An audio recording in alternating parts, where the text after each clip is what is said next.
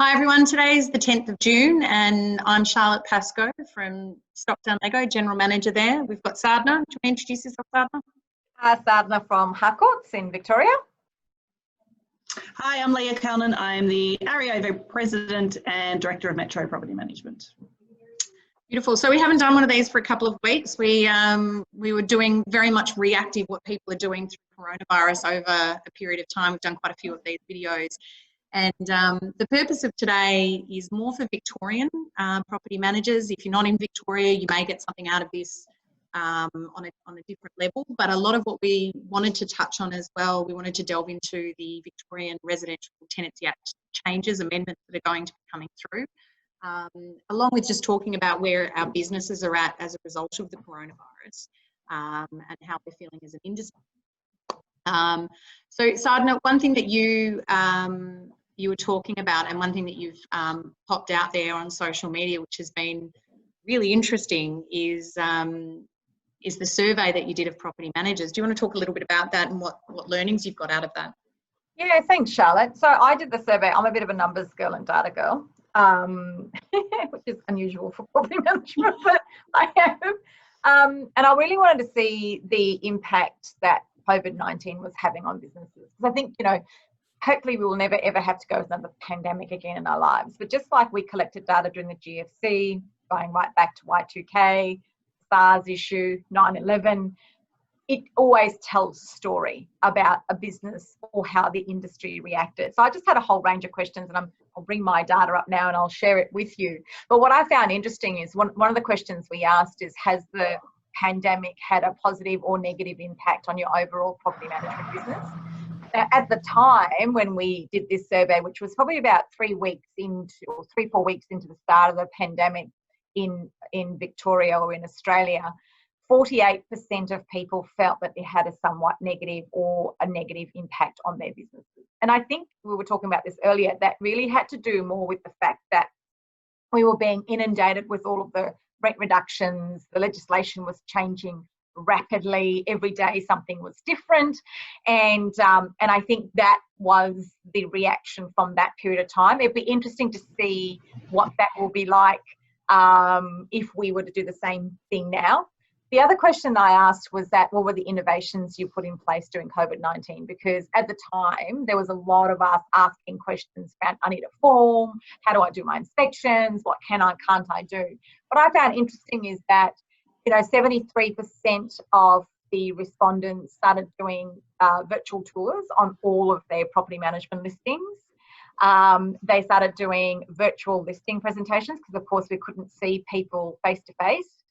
58% started to do virtual routine inspections, and there were a number of ways that they were doing it. Either their software allowed them to, they used FaceTime, they used Zoom, they used Skype.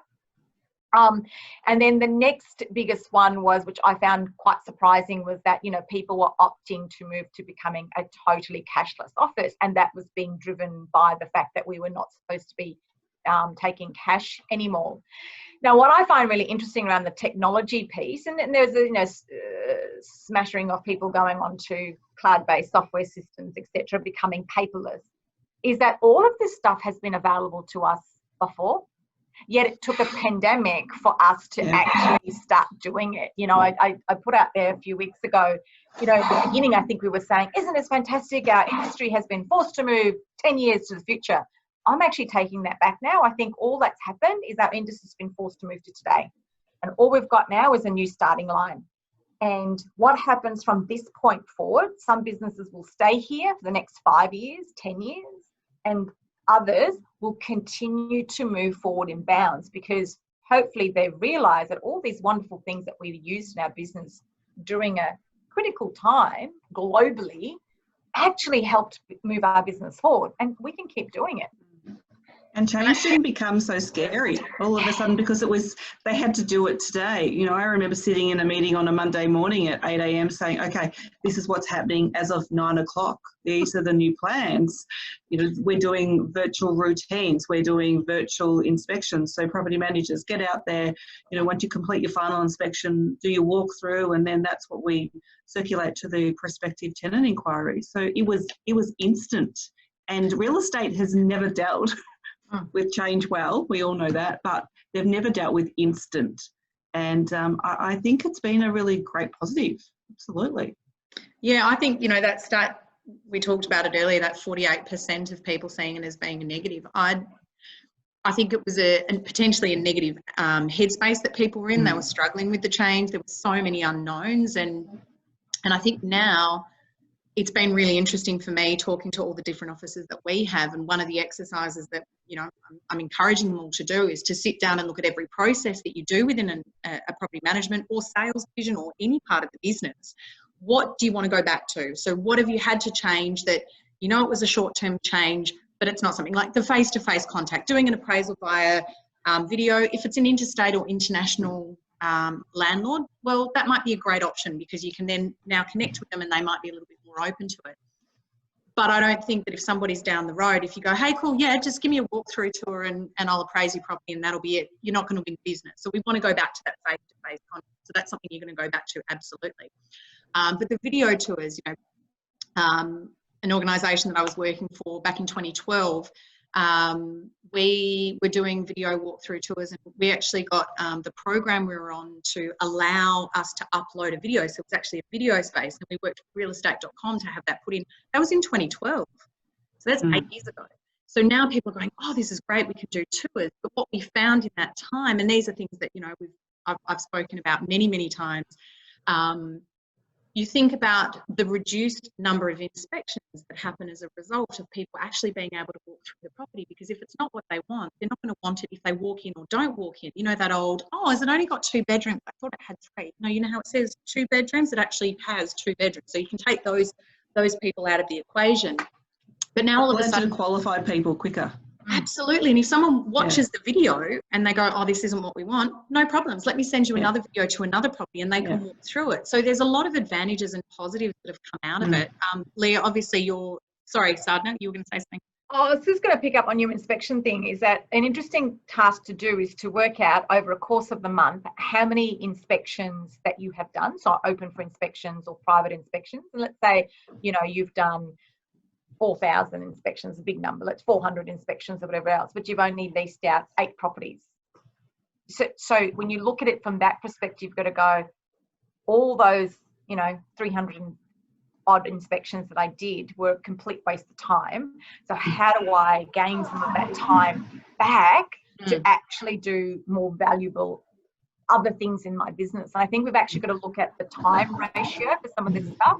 Pre-qualifying tenants, getting them to fill in the application forms, all that sort of stuff really, really helps, I think, reduce that wastage in I think it's the opportunity cost, right? So you look at it and go, okay, well, as a property manager, if I'm out on the road for 2 hours and I could get that down to 1, I could have 3 or 4 really good conversations with my landlords, which is going to build that better relationship. We know that if we've got a better relationship with a landlord or a tenant or a vendor or a buyer or whoever it is, we know that you're going to get less resistance throughout that relationship. But managing a property, it's not speed dating, it's a marriage. You know, they've got to like you and you've got to like them. So if you can work on that relationship, yeah, absolutely, you'll get referrals or you'll have an easier path managing that property for them. I was going to ask Leah, you are obviously in the day-to-day of your property management. What are some things that you have changed, upgraded, want to go back to? What are some learning outcomes for you? I think across most offices that you'll see, and for us as well, you know, we're an independent, we cover all of Melbourne, so time has always been the big issue for us and being on the road. So I think you have to look at the blended opportunities. There may be some properties that you create and complete a virtual routine inspection for the first 6 months, and then you do a physical walkthrough at the second 6 month. I think there's opportunities to potentially look at that. It's different. Who else does that at the moment? No one that I'm aware of. I absolutely think the video walkthrough for prospective inquiries is something that we really need to leverage. I think there is more opportunity in that space, and I think there is better time efficiencies.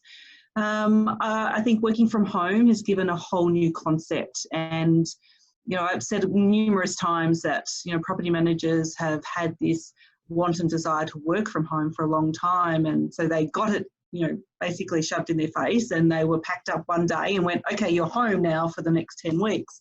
And maybe it's not quite what they thought, you know. So I think on one level, you don't want to take away that, but you also want to be able to, again, blend it. So working from home might be 2 days a week. You know, I said to my team the other day, you know, we're in a meeting and, you know, somebody was needing to get somebody to cover an open. And they said, oh, you know, such and such, you're working from home that day, so you can't do it. And I had to say, guys, just because you're working from home, it does mean you still need to get dressed for work, and you can actually still leave your house. You can still go and do inspections. You can still do routines, finals, show prospective tenants through. So I think we need to shift that a little bit, because they all went, oh yeah, you're right. I'm like, yeah, no, I am right. So again, it's that blended aspect, and I think that is the new way of PM moving from 2020 and beyond. It's a blended approach.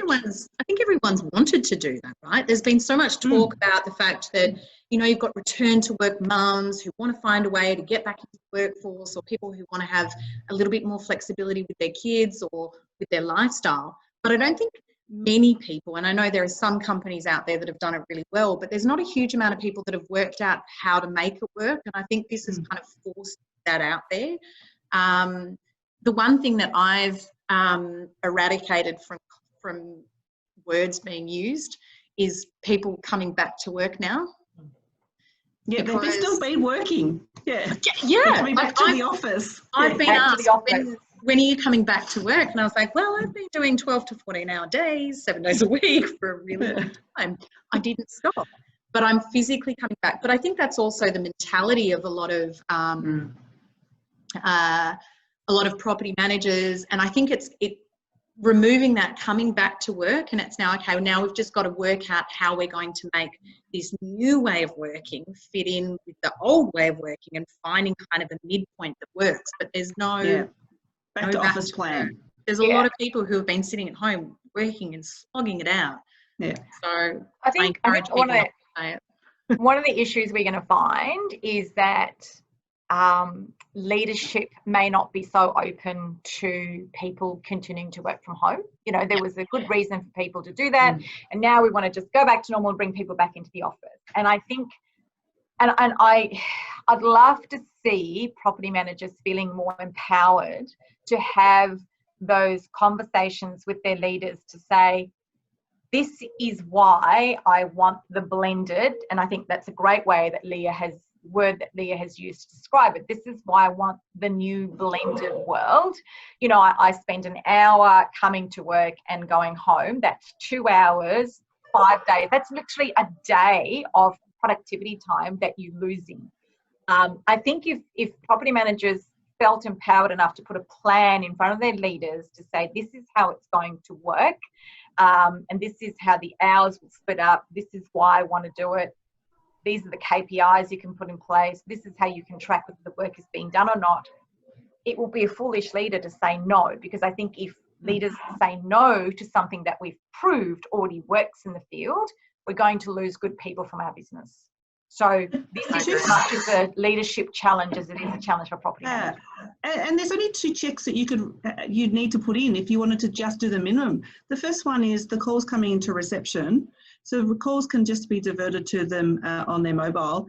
If the receptionist is getting feedback that the person's not returning the calls, it's not working. There's your first point.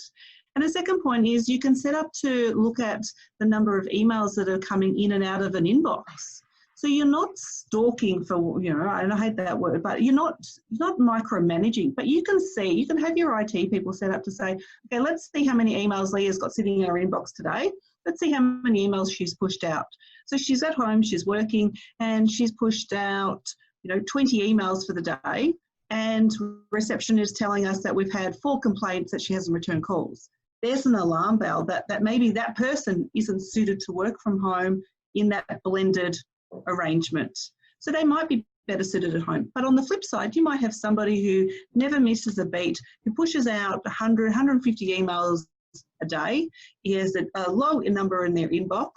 never a complaint. In fact, clients go, oh yeah, I know Leah's at home today, so we'll give her a call on her mobile. There's no problem. We know she's not in the office today. So there's just, they're just two little suggestions that you can do before you actually, for those leaders and those bosses that go into meltdown mode of how am I going to manage it. The rest of the team will tell you if it's not working. I guarantee you.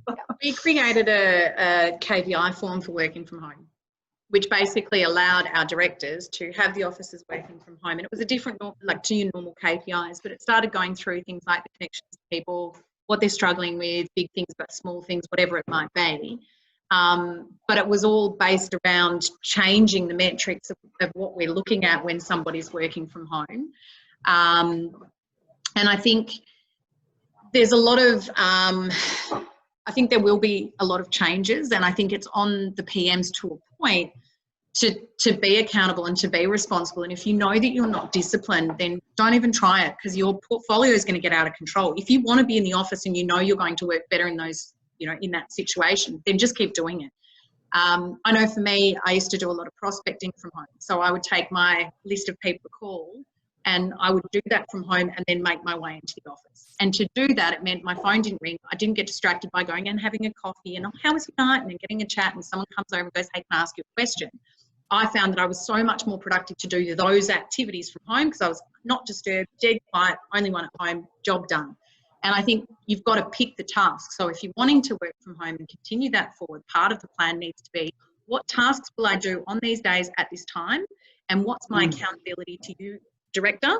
And if I'm not meeting this criteria, it might be that you set up and do Zoom calls from home and they are your good news calls. And you say to the director, I want to spend every Thursday morning from home. I'm going to set up Zoom calls on a half-an-hour basis with my landlords, and I'm going to touch base with them, have a meeting similar to this type of scenario. But it means I'm not getting interrupted. They're getting that one-on-one attention. They're not seeing, phone calls and having arrears conversations in the background. We can actually have a conversation and build a better rapport. So I think it's having a strategy, having a plan, having that accountability, and putting that plan to the director and saying, if these things don't happen, I appreciate that that's not going to work, but I would like to do it because of these reasons. But again, if you're not good at it and you're not good at working from home, you've got to know. Don't do it. Know your strengths there. Yeah. Everyone's got their own strengths and weaknesses, and you've got to play to them. Remember when we tried to introduce job sharing, for some people, particularly females, they would go away and, have babies and want to only work maybe 2 days a week or 3 days a week, and they were job sharing. For so many directors, we think, look at, 10, 15 years ago, it was just not in their thought process on how that would work. And there are people that do an amazing job of it, but it doesn't suit everyone. Yep. The other thing I wanted to jump into is just around the changes. So obviously, if we go back to February, pre-pandemic, and again, if somebody had ever said that this was going to happen in March, I think we would have gone, what are you talking about? It's not a sci-fi movie. But if we go back to February, everyone was panic stations about RTA, and I think a lot of people are starting to get back into that recovery mode of what does my business look like, what do I need to prepare for? And I know that the REIB are starting to look at, getting that training in. And Leah, we've talked about doing training, Sadhana. I know you've been looking at the RTA changes and getting the teams ready for it. Leah, I'll hand over to you in terms of those changes. What would you be looking at to put into place? So if somebody sits there, let's say you're an independent, you don't have a corporate team who's sitting there plugging away and putting the whole thing together. Obviously, first suggestion is join the Real Estate Institute of Victoria. That would have to be my first line. Yes. Become a member. There's a deal going at the moment that I think for every member that you refer or every person you refer, you get 20% off your own membership fee. So it's a good incentive at the moment. Brilliant. So if everyone could just say Charlotte Pascoe, it means I get a lifetime of free membership. So that'd be great. But you have to start planning. Yeah, absolutely. And we know we come out of Covid-19 omnibus legislation on the 29th of September. So you have to start planning now. You know, I've described property managers are a little bit living in a snow globe at the moment. You know, every few months they're kind of tipped upside down and shaken, and they have to learn a new process, a new system, and, you know, new legislation. So that's a great analogy. yeah, I feel like that's how we live at the moment. But I wouldn't get too caught up in it just yet. I think there is still, get through your rent reductions, get through those processes first. Don't try and overthink what's coming, because I think that stresses people out, and I think that creates more angst and anxiety for people unnecessarily. So start to think about, you know, what the changes are going to incorporate. So we know there's going to be minimum standards. We know there's more compliance around servicing of heating and cooling and electrical checks and safety checks. So those things you can start to at least have conversations with your trades and start to get a bit of an understanding of what the costs might be. Yeah. But you don't want to go too early, because the regulations for the RTA 2018 aren't out yet.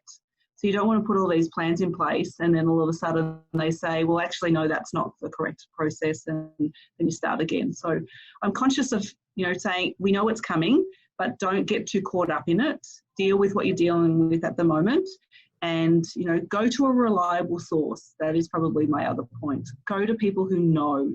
Please don't, you know, it does concern me on some of the chats that we see and people jumping in, and I, you know, sometimes I, you know, squeal thinking, oh, you know, that's not the right information. And so make sure you go to somebody that's getting the right information. Did you want to give your personal number and available 24/7? It's out there enough. It's okay. Sort of on speed dial. Yeah, me too. But I think that's, you know, one thing that we're starting to do is really starting to look at what the training schedule will be, and then we can insert the content, pick a couple of tough things, pick a couple of easy things, start to think about those changes. I don't, you know, I find it, I speak to people all the time, and there's a lot of conversations around, oh, I've done the training for the RTA changes. I'm like, but how? It's not there yet. There's so many if, buts, and maybes, and we're not 100% sure. It could look like this, and it could look like that. And in our group, I get calls all the time from property managers saying, oh, we've been told we should go to this training, or we've heard this, or this is coming out. And the one thing that I sort of keep going back to is, we have a legislation, and now the pandemic is, you know, we're living in this different version of what it should be, where we have a legislation, we're all trying to wrap our head around, you know, can we evict a tenant for this? If the property's coming up for sale, what happens now? And then you've got CAB, there's all of these other things going on. And then if we're starting to fill our brains with, here's what the legislation kind of says, but here are some regulations that could or might drop off, we're not really sure, then you're filling yourself with hypotheticals on trying to master what we do now. And, you know, you look at going to VCAT, and I think there's still property managers out there. I think we're all guilty of making an application or not quite sure. I mean, I call people all the time asking, hey, what would you do in this situation? Can I cross-check if this is how you would do it today? I think everyone reaches out to everyone. No one has all the answers, and that's what real estate unfortunately is. There's no hard and fast formula. There's so many variables that we deal with. And I think if people can kind of focus on what they're doing and get that right, because these changes aren't coming through till January still. Is that correct, Leah? There's no update on that? I think we might have lost Leah. She's frozen. But yes, I'm pretty sure. I'm pretty sure it's January. No, yes. She's back. You're back. Sorry, yeah. No, that's okay. I was just saying it's still looking like January for the RTA changes to kick through. On or prior to the 1st of January. Yes. Yep. So we haven't been told of another date that's, no exclusive from Leah today. So if we're looking at the 1st of January, that's still, you know, 6 or 7 months away from where we are now. And we've got to get through this pandemic. We've got to get those things. But by the same token, I would encourage everybody to get out there and join the Real Estate Institute and get the information from the source, be able to be part of the training. I mean, what kind of training are the REIB going to be doing? We've actually got 2 sessions coming up, one next week, maybe or the week after, off the top of my head. I know we're still finalising the materials for it, but we're doing it a little bit differently. It's a 3-hour session with a bit of an intermission in the middle. I think it'll be a 10-15 minute intermission, because three hours is a long time on a webinar. So we wanted to be able to create some break points and just working through what the legislation changes are going to be, how the REIV responded to a lot of the initial proposed changes, and what we are anticipating the regulations to look like. So that's the first bite-sized piece, and I think that's enough for the minute, and we'll continue to roll things out, but there's no point in going hard at the moment or going fast on new legislation, because you know the poor kids out there, and God, I sound old when I say that, but you know, they're all just trying to deal with what they're dealing with at the moment. Yeah. And Leah, sorry if you can hear my screaming child in the background. Working from home, it's glorious. If somebody is an REIV member, it's easy to register for that training, but what about the people who are not REIV members? Yeah, I'm pretty sure it's open to everyone, so REIV members and non-REIV members. And I also, there's usually a price difference, so obviously members get it at a cheaper rate. You would need to email events@reiv.com.au just to clarify, but I have a feeling that it's a same price for everyone, just to make sure that we are educating the as much of the entire industry in this space as possible. Yeah. And what about you, Sadhana, in terms of that? Have you guys started forging out what the training schedule is going to look like? Oh, a bit like what you said earlier. I mean, at the moment, it's not happening till January. We're 6 months away from that at the moment. Nothing's really come out. I mean, we'll follow the REIV's lead, and we say to our guys, yes, we'll probably have some stuff once everything is locked and loaded and things have been confirmed. And, you know, for us, it's more around what's the next 90 days look like? Because before the legislation hits, we've got to get our businesses through the next 90 days. And the reality is that if you have a look at, you know, your revenue lines between April last year and April this year, most businesses have taken a hit. You go May last year, May this year, most businesses have taken a second round of hit. So I think what we've got to do is focus on what the next 90 days looks like and how do we get through without constantly taking a 20-30% hit on our revenue lines. That is far more important than any piece of legislation. I think the hysteria around legislation is just ridiculous. It's a piece of legislation, it's black and white. Learn what you can and can't do and just get on with it. And I know I'm going to be really popular property managers now saying that, but that's the truth, right? The bigger piece here is how do I make sure that my portfolio remains intact, remains profitable? How do I increase the service levels that I am giving? Like, you know, the other thing from that survey, which I found really, really interesting, was that I asked the question, have you been doing, or have you seen an increase of lease renewals? And the answer was no. It doesn't comprehend, you know, like doesn't compute to me when at a time when people want housing is critical. Security, they're saying that they don't want to renew the lease. I think if I asked the question, has the property manager offered a lease renewal and actually rapidly chased it, it would have been a different answer. I know in our business, we went through and renewed just about every lease that there was in the business, which gave the owner security. It gave us a revenue line as well. So I think we've got to start looking at our business plans. We've got to reset the plans, because what we had in place in January is probably now needs to be. That's the first thing. Reset your plans. You need to almost look at your business and go, over the next 90 days, I need to focus on my people, particularly if I'm bringing them back in the business. I need to focus on my finance. I need to focus on my clients. I need to focus on my leadership and my market opportunities. If I just looked at those things and said, what's my plan? What do I need to stop doing, start doing? What are the opportunities around each one of those? And empower your people to go out there and do it. Your business is going to be a very different business in 6 months' time. I think sitting back and just letting things happen, coming into work and just focusing on the day-to-day stuff and not thinking more broadly about the opportunities that COVID has provided so many of us, I think we've got to start thinking about this differently. We've got to start using our language has got to be different around that. Yeah. You know?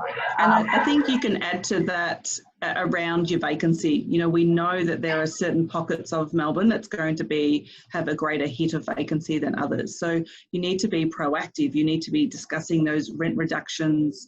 early, right on the time of, tenant giving notice, understanding how long properties are sitting on market, getting owners' expectations set so that, particularly if they'd had a vacancy 12 months ago, 2 years ago, and they've had a quick changeover in a 5-day vacancy, which was probably about right 2 years ago. Now we're looking at 30, 40, 50-day vacancies in some areas, even longer.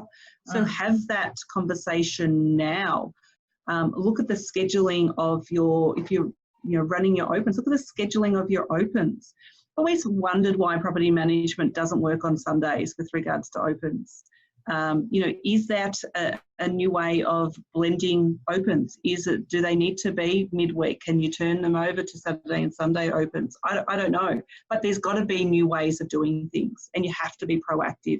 So yeah, I think you can't be looking, at December or even September. You almost sometimes 90 days might even be too long for some businesses at the minute. And I think it's also understanding where your business is, the demographic. We've got one office where they've gone down, almost 80% revenue, and we've got another office where they've had one hardship application, that's it. So it's been really interesting watching the different areas and how they've been affected. So if you're working in an office that potentially hasn't been hard hit, then what are the lessons you can learn from outside of what you're doing? Because it might not be something that you've had to do. If you've turned up to work every day, you're still not on the cloud, you're not, you haven't had to do virtual tours. Well, what would that mean for your business? I encouraged all of our property managers in our group to get on the phone and start giving their owners a health check on their property and give them a bit of a warning at the start of coronavirus and say, look, we've assessed your tenancy, this is what we think, you're high risk, low risk, whatever it might be. Now might be a great time, if you haven't done that, or even if you have, now I would think would be a great time to do another round of good news calls and just allocate some time. Hi, I know it's been busy. You might have forgotten stuff, because if you've had 15 hard-hitting applications of hardship, an owner could have called you, you forgot to call them back. Go through your portfolio, have a call with them. And if they want to sit down and do a Zoom call or WebEx or however you want to do it, have that time with them and connect with them and say, look, it looks like we're coming out of this. Things are starting to look up. Obviously employment, get your numbers, get your stats, know what's happening in your area, and call those owners and have a quality conversation with them. Find out if there's something that they want to know. They might be in a financial position where they have to sell their property, or they're looking at buying another one, whatever it is. But really work to understand what's happening with your clients, with your properties, and that will feed into other action items that you can get underway. Because what we don't want to happen is we get through coronavirus in September, and then all of a sudden you're starting to connect with your owners again. October, November come round, and then you are going, oh my God, we've got these changes happening, now I've got to learn that, and you're dropping the ball on other things again. So use this kind of as the calm's happening. A lot of those hardship applications across our group seem to have, most of them have kind of happened now. Yeah, they're not coming through as thick and fast. The owners who have been dealing with that, there's less conflict. So maybe now's a great time to sit down and just start to call through your owners, connect with them, make sure they're comfortable with what's happening, find out if there's something they want to see over the next 6 months, talk about routines, talk about your lease renewal processes, and do it as a checkpoint, because then in 2020 you're starting, on a clean slate. You've got through the pandemic, the changes are coming, the owners are on par, they all know what's going on, and you can move forward with those clients and they're really comfortable with, with what's going on. Path of least resistance. I think it's also a great opportunity for property managers to increase their levels of professionalism. So I'm one of these cheeky investors that keeps my properties with other agents just to see what they're doing. And over the last 8 weeks or so, we've been going out to, I think Leah's frozen again. We've been going out to our clients and talking about what's happening in the market. So this is the impact of COVID on businesses. This is what we expect to see in the market over the next 6 months, 3 months. This is what vacancies are going to look like. This is what data's, CoreLogic data's telling us. So I think now is a time for property managers really to empower themselves with an understanding of the market, because it is going to change and it is going to be different, and to actually have those communication pieces with their owners. Now, the people who manage my investment properties, I've had 2 pieces of communication from them, and at no point have any of them picked up the phone to me to say to me, this is what we expect to see happening in the market. This is how, you know, we believe we are the best property manager for you. Because I can tell you what's happening right now is more and more owners are shopping for lower fees. Yeah. And so what they're doing is they're saying, you know, you've been charging me 6.6%. I'm now looking for something for 5 or 4% because I want to bring my fees down because I want to make more money out of my income that I'm getting. So now is a time for property managers to improve their service levels, increase the service levels and their professionalism back to their clients. Because if we don't, then those owners, whereas before, 3 months free management fee, whatever was the reason they came to you, they're now looking for a different reason to stay. Absolutely. I think property management, you know, hopefully out of this, there is that increase in professionalism across the industry. You know, there are so many amazing people out there who work really hard. They're fantastic at communication, go above and beyond. And the one thing that a lot of the time I think a lot of property managers forget to do is tell their clients what they're doing for them. There's nothing worse than when you're absolutely slogging it away and then a month later, because you fixed all these problems but you haven't communicated with the landlord, and then they say, look, thanks very much, I'm out. You haven't really done anything. You're like, what are you talking about? But you haven't told them what you're doing. So you guys have been, it's the iceberg theory, right? You've got this little bit at the top that goes, hi, but underneath the water, you're pedaling crazily, trying to keep things moving, you know, moving on. And I think now's the time to celebrate with your landlords and say, hey, you know what? We've done a really good job. And here are some changes we've put in our business as a result. We have evolved and it's going to benefit you because. And I think, you know, in any sales spiel that you're going to do, you know, if you're a BDM, if you're a salesperson, the most important line that I've always used is this benefits you because. Because if you don't tie it back to that landlord, you can sit there and say, how cool are we? We've done this. Thanks so much. See you later. Hang up. They go, why did you tell me that? You have to relate those things back. So if you've changed a process, don't underestimate the impact that will have on somebody who receives a statement that looks a bit different because you've changed programs. Don't underestimate the difference in getting a report that now has moved to a different format with a video. If you haven't communicated with your landlords that this is what you want to do, they're going to be quite taken aback if they get something different. Go, hang on a second, what's going on? So if you have the conversation, we've changed this process, these are the reasons why. We've actually evolved out of coronavirus and we've put some new stuff in place, which is pretty cool, which means we can now bring you a higher level of service. We can give you more information. It doesn't cost you any more, but we've evolved and we've improved and this is going to benefit you. How fantastic is that? They're going to hang up the phone and go, wow, that's great. So when the neighbouring office calls up and goes, hey, do you want to come over for cheaper? They're less inclined to go. But if you don't have that conversation, they've got a different statement because you've moved to a different program, your report looks different and they get a phone call going, hey, do you want to change? They go, well, why not? I don't know what's going on with my property anyway because I don't hear from my property manager.